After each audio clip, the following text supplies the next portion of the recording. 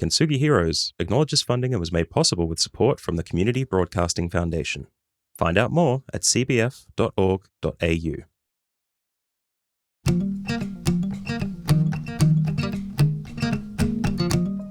Welcome back to Kintsugi Heroes, helping people tell the stories they need to share so you can find the stories that you need to hear. In this episode, John Millam dives into the life of Filipe Gama e Silva. Born and raised in Brisbane, Filipe's journey into community service started early. A life-changing trip to Cambodia at 17 opened his eyes to the impact of dedicated help on struggling communities. Despite grappling with dyslexia from a young age, Filipe overcame adversity with the unwavering support of his family. Now, as CEO of Mentoring Men, Filipe is focused on fostering a culture of belonging and support. He has certainly transformed his challenges into powerful mentorship for men across the country. Enjoy this one with Filipe Gama e Silva. So, listeners, welcome back to Kintsugi Heroes, the stories that matter. And it's a huge day today. I get to talk today and share that chat with you, the listeners at Kintsugi Heroes, with what would have to be described as a man in my who is leading my favorite or one of my favorite organizations, and is also completely and utterly engaged in service to my favorite cause, which is men's mental health. So, Filipe Gama de Silva or S Silva, sorry, brother. No, you're right. E Silva, Gama E Silva. So Filipe Gama e Silva, right? Which I now know is only a fraction of your name. But welcome to Kintsugi Heroes, Stories That Matter.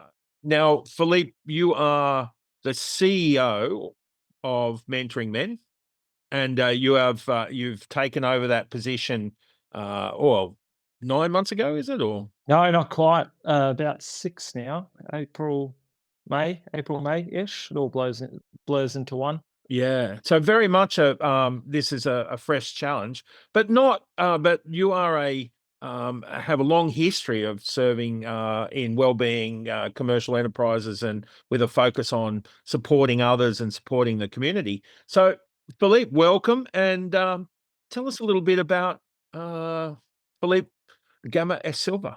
Silva. Yeah. Well, where do you start? Look, I'm born and raised in Brisbane, and have ended up in Sydney, but am living out in the beautiful Southern Highlands. So our little Manly office is a bit of a commute, but yeah, that's okay. Yeah, I'll get through there. Look, I think I definitely had the privilege growing up of having a beautiful family around me, and one of the things that I think my parents, if I will, had immigrated to Australia from Portugal when they first got married. Funnily enough, purely and solely because my mother grew up watching Skippy the Bush Kangaroo. No word of a lie. Wow, that is. I heard Skippy was big in Portugal and Spain. So there you go. Yeah, it was. So she grew up as a child watching that TV show, and when she first met my dad, she's like, "Well, if we're going to have a future together, it's got to be in Australia." And Dad was like, "Yeah, okay, whatever, I'll do that." That's a massive story. Yeah, so that was why they chose to move and to Brisbane of all places. Which, of course, at the time, coming from a European country, there wasn't a single coffee shop in Brisbane. No. The cultural shock for them would have been quite significant. My goodness. And of course, now we've embraced the coffee culture, courtesy of some European influence, of course, right? Australia, and it's, is heavily influenced with multiculturally. And one of the benefits is our great coffee culture. It's interesting too, you're Mentoring Men's based at Manly. And one of the Skippy episodes I remember fondly is the surf carnival that Tony was the helicopter pilot was swimming in, right? Was at Manly, right? So There You're you go. you're living a Skippy episode, mate. So, Yeah, living my mother's dream then, hey? yeah. So you were born in Brisbane, right? So which is congratulations on getting out. That's not always possible. So, fantastic work. But um, yeah, so how on earth did you come up with an idea of saying, well, I'm a businessman, I'm going to be, I'm going to take on some, big stuff. I'm going to look at, you know, educating myself and getting into commercial stuff, but with a bottom line. How did you become interested in the bottom line of community service? Yeah. Uh, there really simply, and I remember it like day. It was when I was 17, because in Queensland at the time you graduated high school at 17. Yeah. Bought a ticket overseas. It was sort of the second time. First time I went with my school, and then the second time I went on my own. And I was in Cambodia, and part of spending my time there was this orphanage that went that went belly up. Their main funder went out, sort of went broke himself, and so we had to sort of find Mm. places for these 60 odd kids in this orphanage that it was a locally based organization. And it was at that time when I guess I was searching to go, I knew I wanted to do something that gave back. I was probably exploring the notion of doing a social work degree Yeah. or something along those lines. But it was in that moment where I looked around and thought, there are really good people doing really good work here. But unless you have the business acumen to keep the place alive, your services can't be delivered. And so that was when I saw it and said, that's where I need to be. I need to be that quiet person in the background that that keeps the doors open. I felt that's where I was called to go. And it's challenging sometimes because you have to sort of draw on the notion that you're doing good and that you're having an impact, because you don't get the luxury always Mm. of being able to share those opportunities and those experiences with others, because you're sitting in front of a spreadsheet, you're writing a report, you're talking about all the good, but you don't get to feel the good Yeah, yeah. that your organization's doing. And so often, right, the r- front line are pulled up on stage and given the bouquet of flowers, right? But the accountant doesn't get that same privilege sometimes, right? Or No. the Yeah, or the partnership HR manager. person or Yeah, yeah, yeah, exactly. yeah, Yeah, yeah, yeah. yeah. But yeah, so that was the journey, and I think we all just have that part to play. It keeping, whether it be mentoring men or any other charity alive, as you would know very well, there's a lot of cogs to that little machine. Yeah. Very true. What are you good at, Philippe? Oh, didn't realize this was a job interview. Growing up, I was dyslexic, right? And so that taught you a number of things.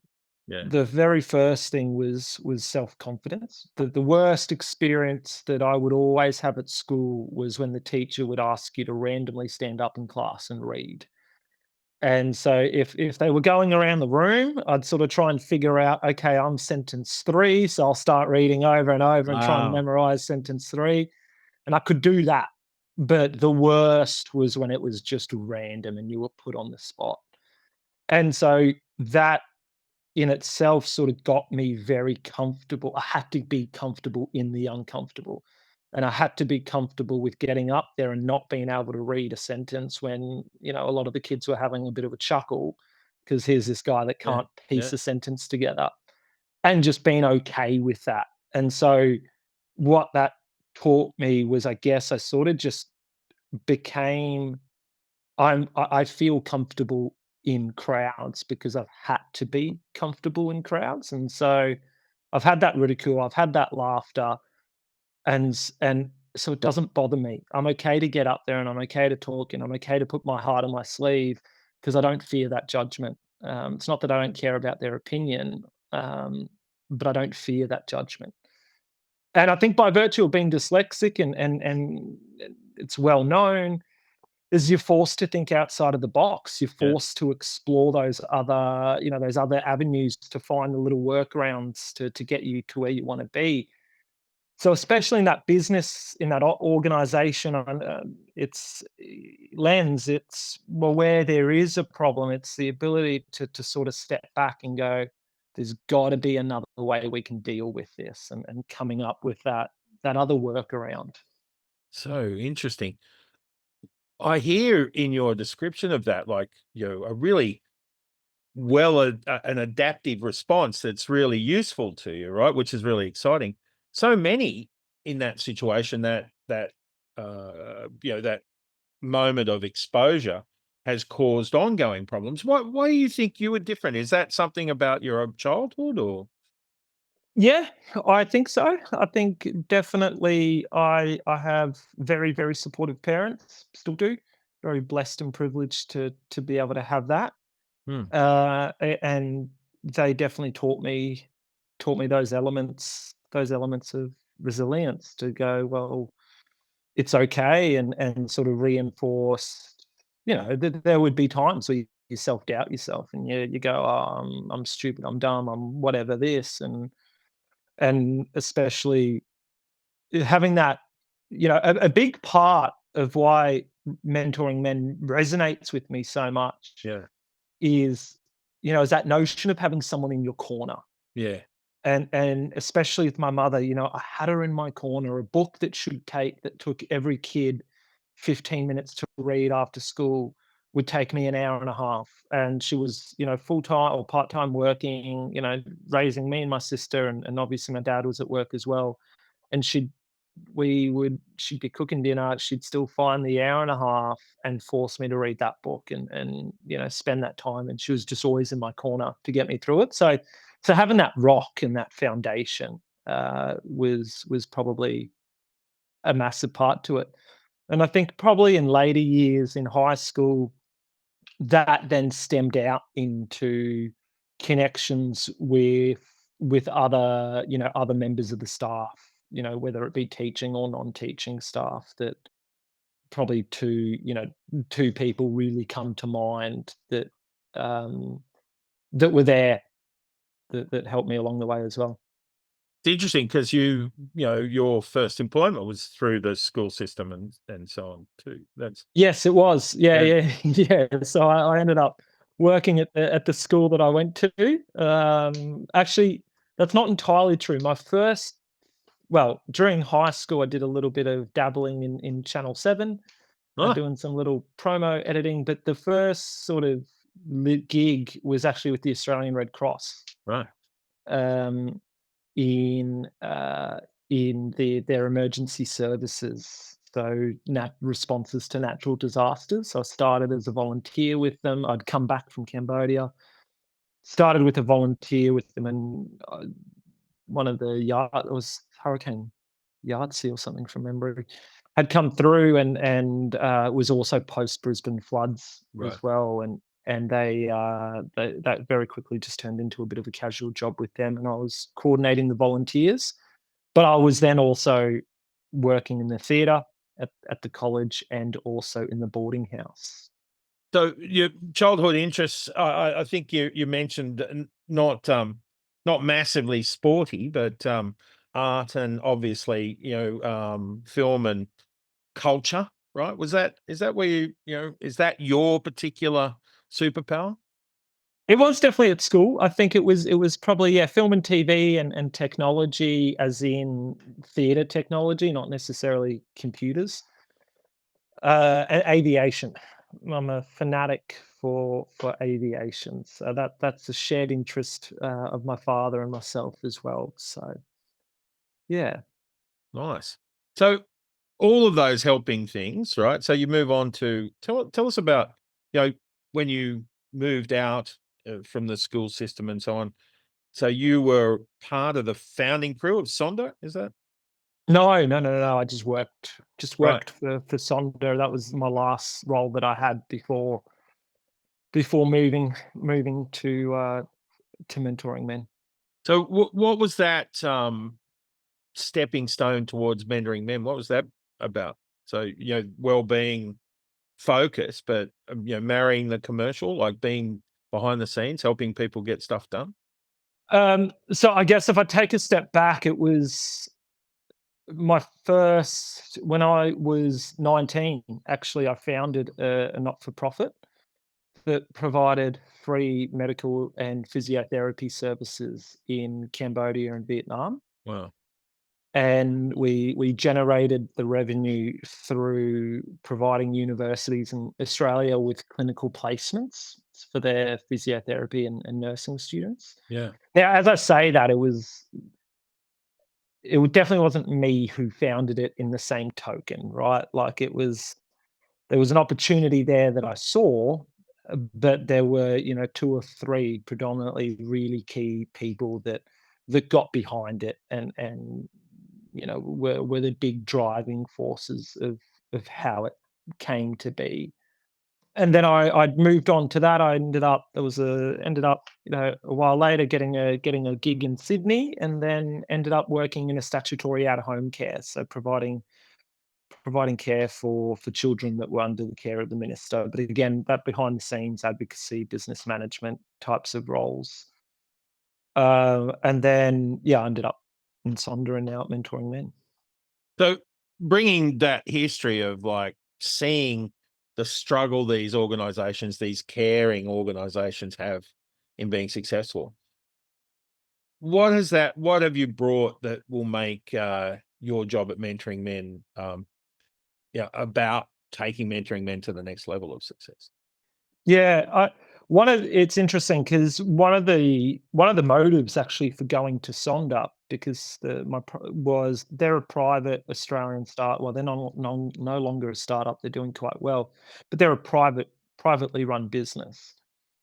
And one of the big factor of wanting to go there was to also recognize that the private sector, whatever industry it might be, typically leads the way. And you have all these little not-for-profits that are always trailing behind because of resources, Yeah. whether it be financial or human resources. And so I was like, here's an organization that is growing at X%, I can't even say the word. I'm tongue-tied at an amazing rate right now. Yeah. Had the largest, capital raising in that year in Australia, and just hitting all these markers. So I was like, this is a high-performing organization that still supports people. I want to know what makes them tick, and I want to understand how they tick, Yeah. and then bring that back into the sector. One of the key learnings from that experience was really the ability to plan, communicate, and execute. Think beyond their model being a good business model, it was their internal ability to be able to get everyone on the same page and to get everyone working towards the same mission. In the social services sector, sometimes because of the complexity of what we work on, it you can end up getting bogged down in a lot of things, and so it's hard to sort of keep pushing forward, Mm. if that makes sense. Yeah, well, complexity of the sector certainly makes sense, right? Yeah. So so plan, communicate and execute. Fantastic, sort of back office energy. So how does that translate? If we take Mentoring Men as, this sort of beginning process, right? We want it to become a solution. How do you, take and nurture an organization? How do you find out what's important to it and what are its keys? Well, first and foremost, listening, right? So the last 6 or so months has really been trying to listen as much as I can, and meet as many of our not only internal community, not only mentors and mentees, but also the wider sector as well, and listen as much as I can. So, I mean, today feels weird because I'm doing more of the talking than I normally do. Oh, I'm glad you are because we want to. So the next question, obviously, is what did you hear? What did I hear? Look, it what is resoundingly so clear is and I keep saying it, and it's like, "Oh, I've got to find another way to explain this," but it's the only way that it, in my mind, it does justice, is we give people a place to belong. Yeah. That was fundamentally what I heard, whether it be a mentor or a mentee or a community member that's made a referral of their wife or their husband or their brother or their colleague. It's, "Hey, this bloke needs a place to belong." That was, if the values and the culture of our place reflects that, then I think we've nailed it. That people can belong. What I then also heard was people want to be involved. They're excited by our mission, and they want to be in the fold, and they want to contribute, and they want to help, and they want to be part of this journey. And so, and that was very clear to me as well. So when you heard that, were you what was the emotion you felt? Were you excited? Oh no, absolutely terrified and daunted. Absolutely. It's knowing the amount of work, especially in a small organization. People go, "Oh, it's good. You start be CEO of a small organization, learn the ropes." It's like, yeah, but there is no safety nets. Like, you don't have a HR person to guide you, or you don't have a legal person to guide you. You don't have all these other, supports around you. So, but that notion of the amount of work that you have to do, the actual quantifiable time and effort, that I signed up for that, and I think that aligns with what I was expecting. Yeah. But it was this notion of I call it like that burden of responsibility, that the burden of responsibility really started to hit home, to go, this is more than just someone's, what dividends does someone might get, what a shareholder might get. And this isn't even just the services that we provide, it's the community that we create. Yeah. Yeah. And that burden, to know that I'm merely the custodian of that, um, that it enables all of that to happen based off the input of everyone else, knowing that I don't let them down, that weighs on me. Yeah, that I didn't expect to sort of hit so hard. Yeah. Um, that I'll keep in mind for a question later. Just at the moment, though, I'm just really fascinated in the message you heard about belonging. What do you think belonging is? And even more so, why is it missing? Oof, why is it missing? Um, if I go back, what is belonging, especially in the nature of what we do with mentoring, Mm, it's that it's that judgment-free space. Actually, you say it best. It's that's unconditional positive regard, right? I mean, your words. I don't know how to summarize that any better. And far too often, even with the advent of social media, it's like, oh, you're sort of checking yourself against your classmates or your colleague, your uni mates, and people that you've journeyed through life, and you go, "Oh, they look like they're here, and I look like I'm here," and whatever else it might be that you sort of measure yourself against.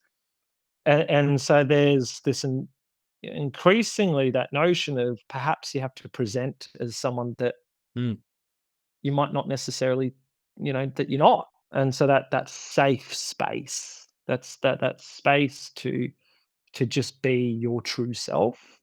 I think that's the notion of belonging, because you can be part of, you can be part of groups and circles, but if it's a contrived environment where you have to pretend to be someone that you're not in order to be accepted, well, is that true belonging?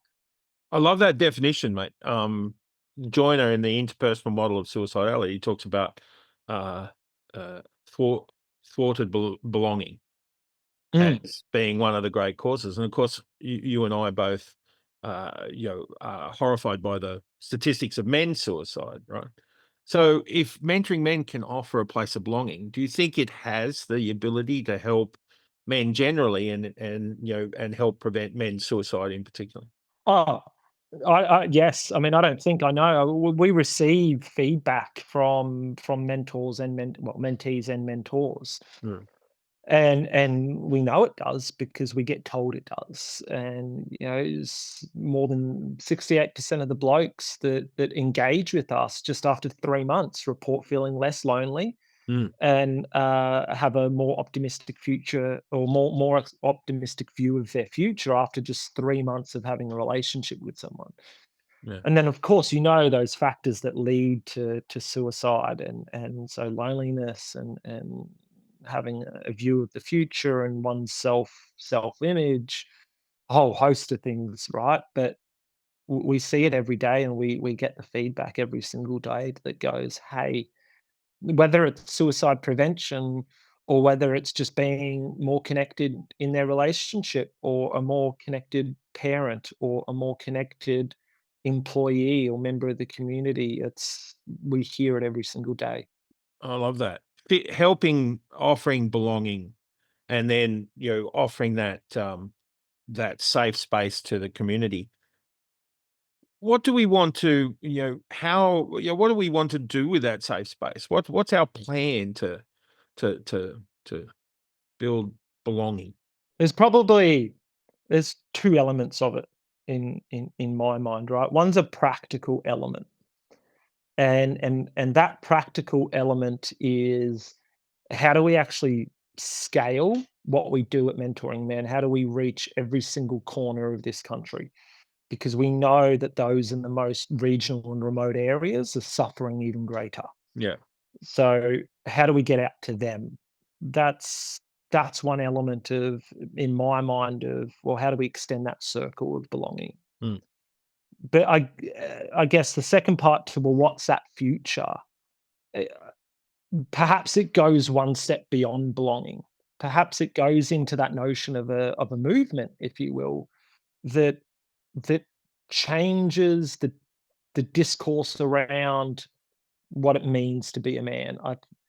If we can get to that space where bravery and courage is rooted in giving people a place to belong, to being vulnerable, to dealing and talking about what's on your mind, to take charge of your own well-being, and being able to take stock of yourself and measure yourself. And if that became the definition of what it meant to be a man, that would be the ultimate outcome.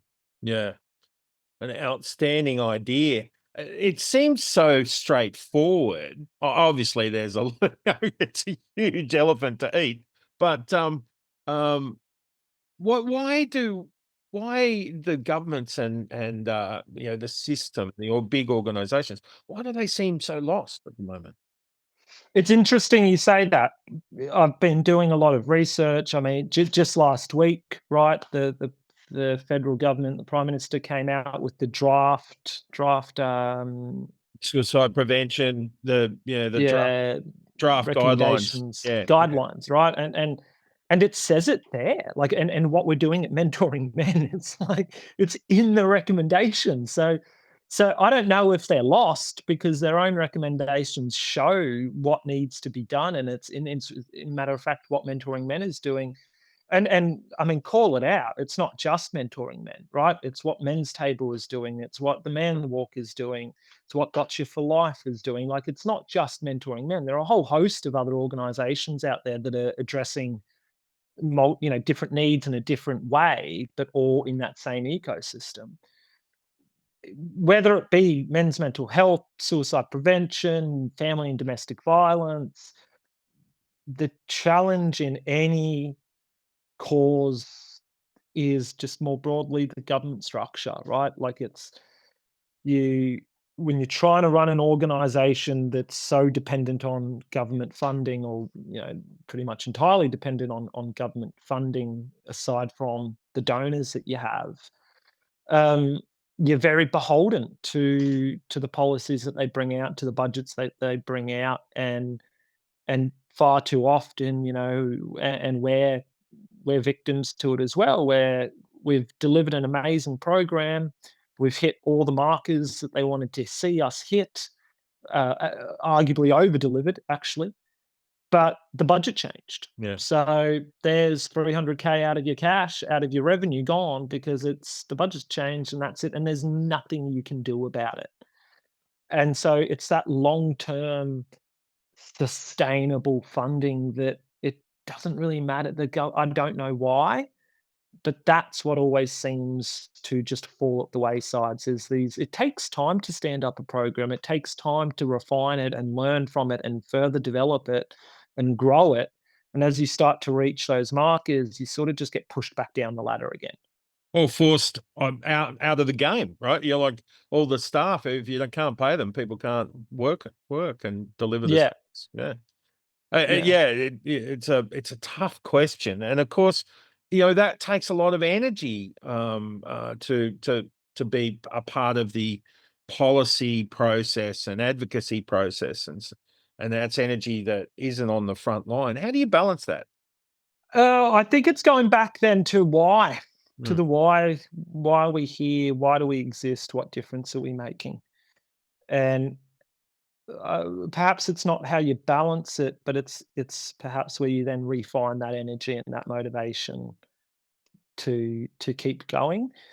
In terms of the organization, well, yeah, it's you've got to separate those focuses, and that's why you've got your team and your mentors, and really let them focus on the ground supports, and not let them get distracted by you know by securing the revenue and whatever else you've got to do, and trusting that they'll do an amazing job because they do.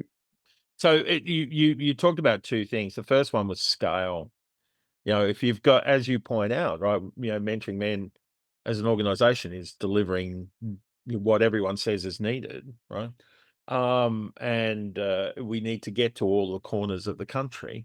So what are your thoughts about scale? Because this is a question, that many organizations, lots of doing great work on an individual basis, but, you know, how are they going to grow? How are they going to offer that solution and support to anyone else? So how do we get big enough? But we've mapped out a model that will get us there. There's an operational model there that would fit for mentoring men. Trying to sort of secure the money that we need to bring that to life is the phase that we're in currently. Mm, But it's a number of things. It's and we speak to it, but it's actually doing it right. It's empowering community. yeah. And so part of that scalability is one thing is, especially in our context with, one-to-one life mentoring for men, it's it's not only making sure that we can train as many people as we possibly can in the skills that mentoring gives you, but it's then also starting to build and elevate those mentors' skill sets and empowering them to then be able to group together and form their own peer support groups organically.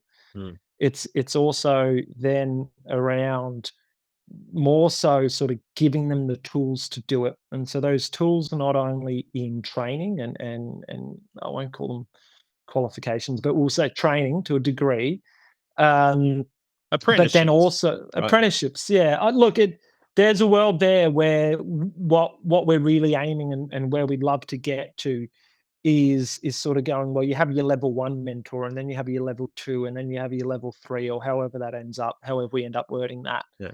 And then that would sort of define the acuity of the mentee that you support as well. And so that we can equip and empower them to do that, and perhaps then a mentor mentors to other mentors, and so you start building that hierarchy of support around everybody.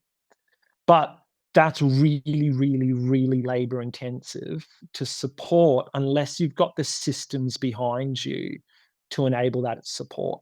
And so it's sort of like human first, powered through technology.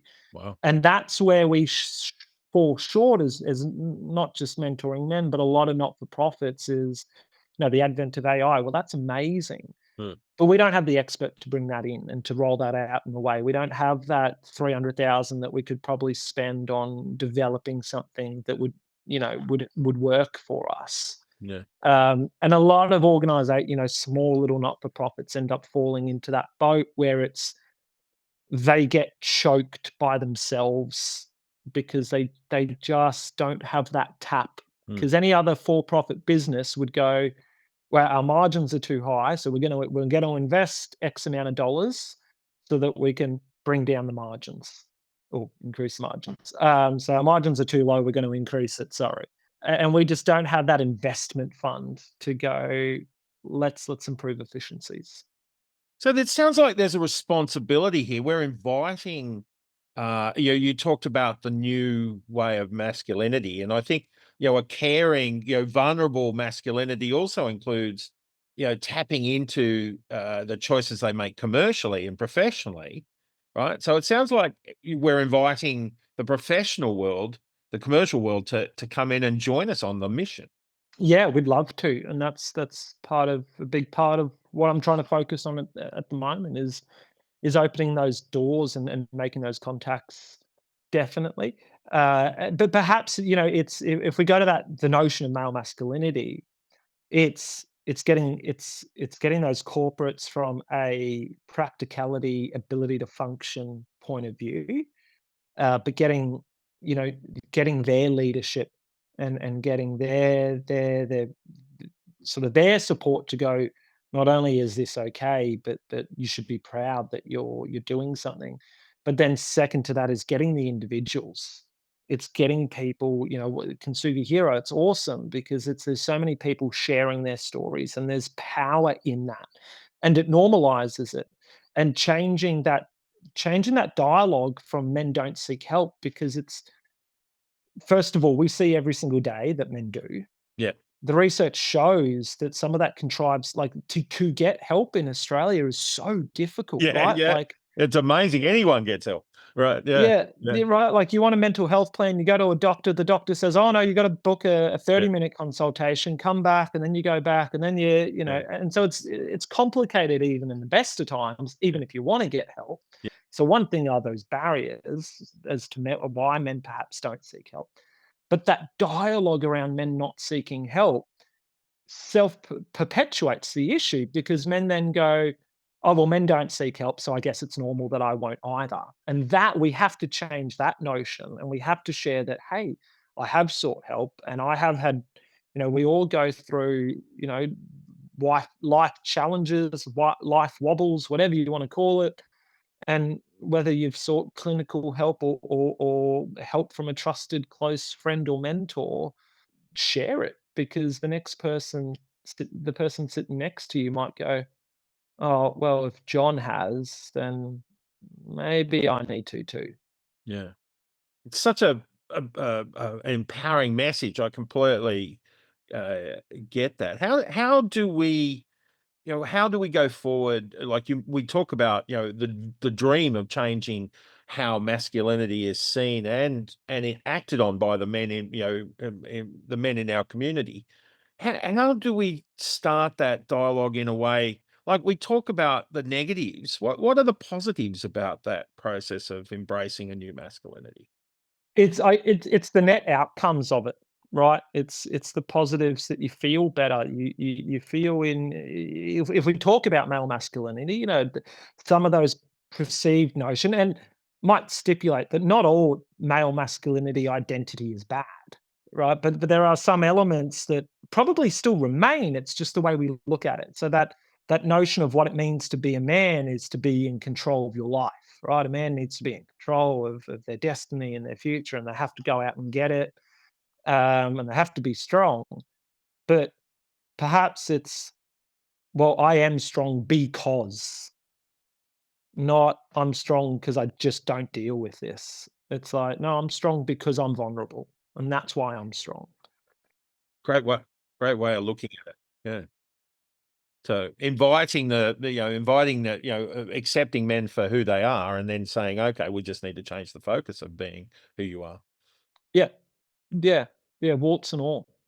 As a family man, all right, a father. Stepfather of two, yeah, yeah. That's in itself a different journey. It is, well, it's a core journey of a man, right? So what does this what do you hope your kids know about you as a man, and what do you intend on sort of bringing to their world as a man?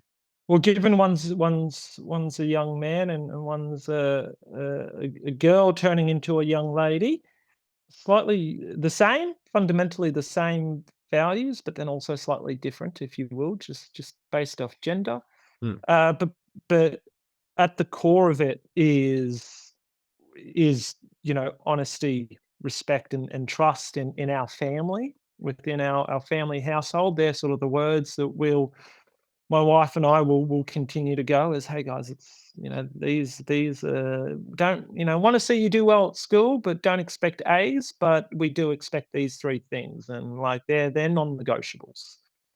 Beyond that, as a human, it's I shared it before the podcast. I've got it behind me there, and it's some of sort of the simple little values that I try to live by, which is simplicity, humility, humility and modesty.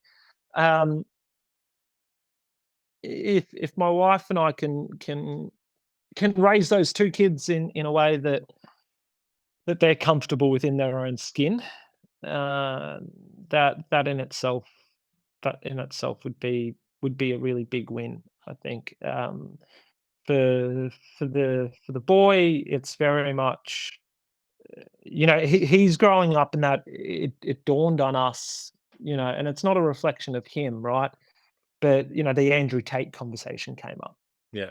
and it terrified me when I understood how influenced, I speak to him, but it's not just him, right? Like it's just his generation, how influenced they were by it, and how much they knew, and how much it was just coming up in their social feeds all the time, and they're just getting hounded by some of this rhetoric.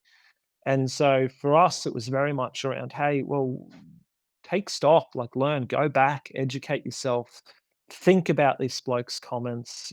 Does that resonate with you? Does it not?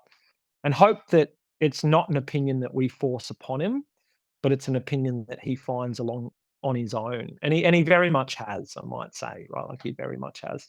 I think for the girl, it's that notion around, don't in the same token, don't let gender be a reason as to why you can't do anything. Um, and teach her that she can achieve whatever it is she wants to achieve, and the only limiting factor will be whatever wall she puts up in front of her. It's interesting you talk about, because male and female are impacted by, of course, that sort of manosphere, red pill kind of concepts, right? That Andrew Tate is talking about. But I love the idea earlier of like belonging it means in some ways that you don't need to seek your answers in that kind of extreme attitude. Yeah, yeah, you become comfortable in your own skin, right? You become comfortable with yourself, and you find yourself. And any adolescent, that's the dangers, right? Like they're adolescents, or they're finding themselves, and they're in those formative years, and so it's allowing them to make their mistakes, because we all did, and I sure as hell made some really dumb decisions that I'm sure my parents still remember to this day. Um, and allowing them to do that, and just being there for them to pick them back up. And that's what you can do, right? So true. I love that idea that the greatest defense from people trying to tell you who you are is knowing who you are, or being comfortable searching for who you are yourself. Right. And it's fundamental to mentoring, right? Like especially life mentoring. Life mentoring is not about, actually, I can't even say it better. It's on the wall. The delicate balance of mentoring someone is not creating them in your own image, but giving them the opportunity to create themselves. Beautiful. Yeah. And that's it, right? Like you're not giving them advice. You're just journeying alongside them, and allowing them to find or create their own image themselves. It's massive, isn't it? When you talk about the mentoring movement, right? That's sounds like exactly why it's so essential and so powerful, right? A whole group of men helping other blokes create their own image, their own identity. I love it. So what's beautiful about that, right, is it transcends those cultural backgrounds, or so not culture, but like demographic backgrounds, right? Like you could have a blue worker and a white collared worker, and they're supporting each other. So you might have a retired lawyer supporting and then a young tradie, or vice versa, a young lawyer getting supported by a retired tradie, and it's like those backgrounds don't always matter. They're just Absolutely. Yeah. meeting at an emotional level, not at a societal level, if that makes all. Yeah. It does. It's such a good point. I love that idea that kindness and care are both culturally sensitive and trauma informed, right? Yeah. Yeah, fantastic. The big challenge in so many men's lives, of course, and we know the impact on men, and mentoring men helps men deal with this all the time, is relationships, right? So how as the guru, right, as now leading mentoring men, Definitely not the guru. what's your tip for keeping a relationship strong and healthy? And Well, funnily enough, it's like 30% of the blokes that reach out to us because they're looking like they have relationship issues. yeah, yeah, So, it's there, it's prevalent, it exists. Um, I think look, my wife and I, we definitely we've argued a number of times, but and we won't, I won't shy away from that one. But I think what we do well is we try and do though like a weekly check in, and sort of just go, hey, where are you at yeah. in a really safe environment to go, hey, I'm really stressing about work, or I'm really stressing about the kids, or I'm really needing this, and just communicating what we're needing. We don't do it, sometimes when I say weekly, that's probably a bit of an exaggeration. There's some Best weeks where it practice. doesn't best practice. Yeah, Um, yeah, but where we start to get frustrated with each other, it's probably that it's, oh, hang on, why are we yeah. clashing? Yeah, hang on, we need this check-in. Because life gets in the way. A lot of it becomes transactional conversations. And so you don't then give that space to get a little bit deeper and see, check in. And so we just check in on each other. Excellent process. Um, Take you back to, you mentioned burden earlier on and felt the burden of what you'd walked into and what you discovered as you tapped into the zeitgeist of mentoring in the community. How do you handle your burdens, that feeling that you're carrying that weight, and stay effective? How do you look after yourself? Um, Look, I mean, first of all, I've got awesome supports around me. Like, first and foremost, both what I'd call, my inner circle, my close supports. Very privileged to have that at various at also very different levels. So, like my peers, I've got a really close friend, like high school group of mates, and it it's interesting in itself because somehow we're very open with each other, and we talk deep. And it was my wife who said, "Gee, you guys like talk like girls."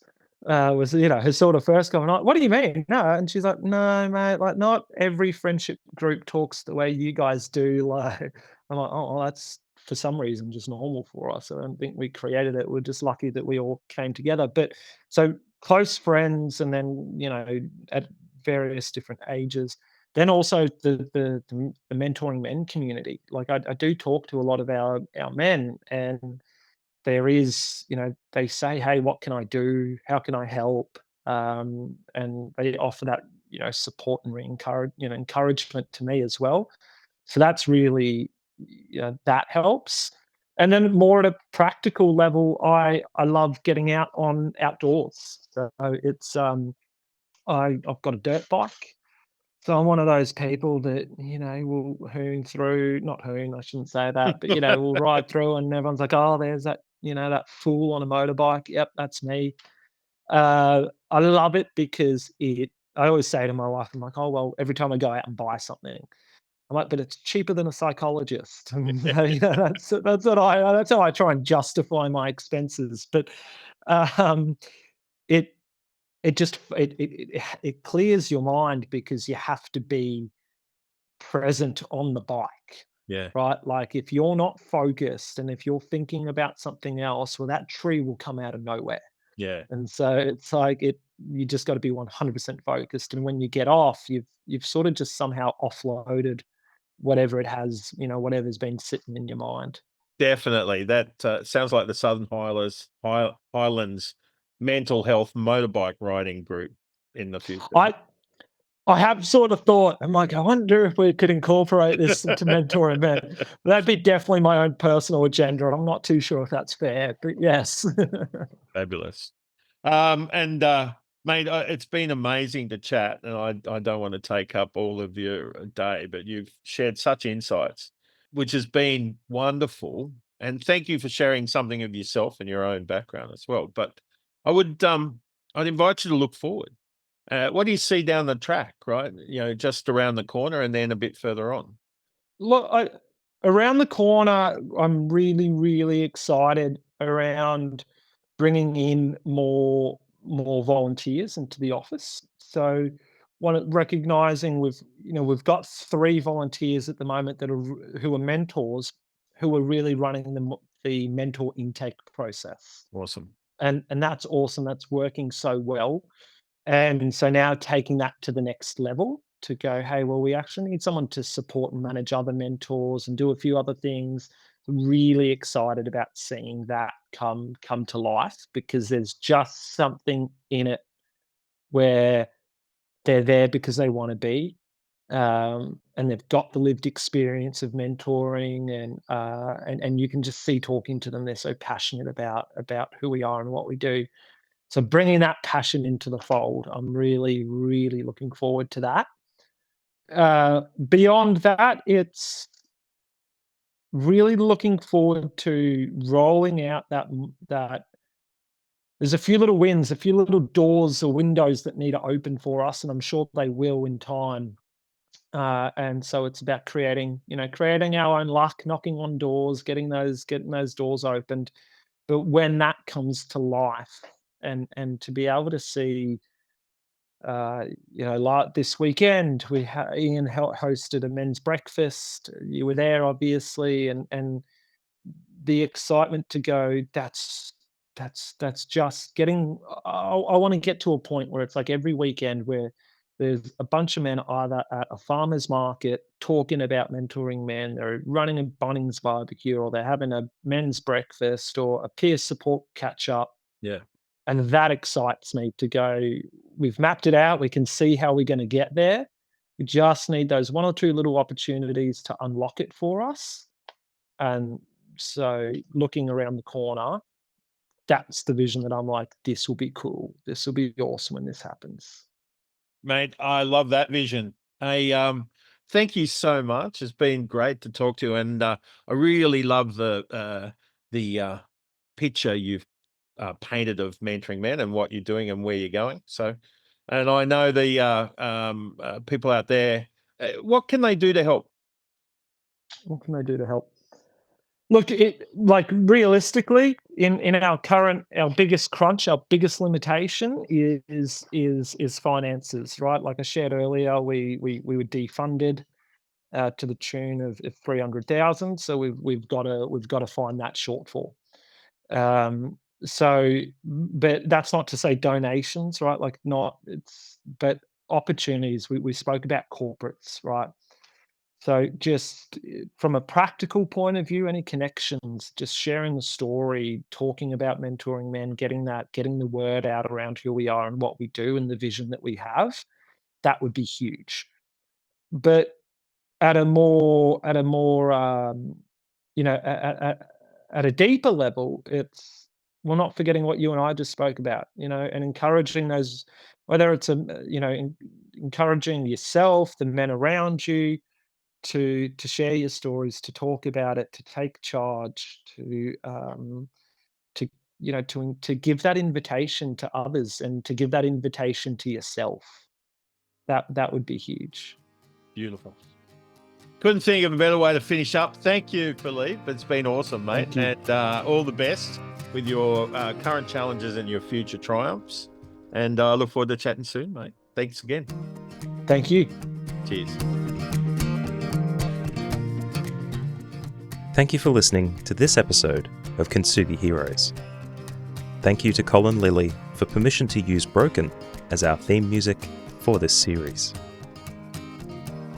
If you enjoyed this conversation, share the podcast with a friend and let us know by leaving a rating and review on Apple Podcasts, Spotify, or wherever you get your podcasts.